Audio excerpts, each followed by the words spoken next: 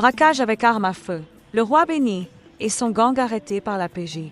Une enquête minutieuse de la police judiciaire a permis de démanteler un réseau criminel d'une rare violence dirigé par Ted Willie Alambionyalaga, alias le roi béni.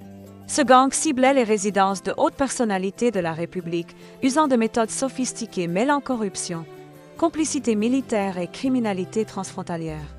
Une série de braquages violents visant les résidences de hautes personnalités de la République a récemment été stoppée grâce à une enquête minutieuse menée par la police judiciaire. À la tête de ce réseau violent, Ted Willie Alambionyalaga, alias le roi béni, bien connu des autorités. L'arrestation de plusieurs membres du gang, dont Jerry Muel, a permis de révéler l'ampleur d'un système organisé mêlant complicité, corruption et criminalité transfrontalière.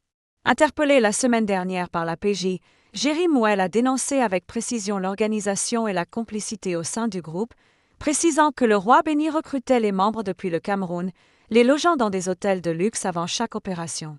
Le modus operandi du réseau était d'une sophistication inquiétante. Des armes appartenant à un militaire, le frère de Jerry Muel, étaient utilisées pour pénétrer les résidences ciblées. De plus, les malfaiteurs bénéficiaient de la complicité de quelques agents de ce corps, facilitant leur accès aux maisons des personnalités. Pour contourner les dispositifs de sécurité, ils employaient des technologies permettant d'anéantir ou de désorienter les caméras de surveillance, ainsi qu'une potion toxique pour neutraliser les chiens de garde. Le groupe aurait ainsi opéré dans plusieurs résidences de haut rang, parmi lesquelles celle d'Ali Bongo Ondimba, ancien président de la République déchue et de Mexan Akrombesi, son ancien directeur de cabinet. Après chaque acte criminel, certains braqueurs retournaient au Cameroun pour échapper aux poursuites. La police, constamment en alerte, avait déjà localisé certains membres du réseau et attendait le moment opportun pour procéder aux arrestations.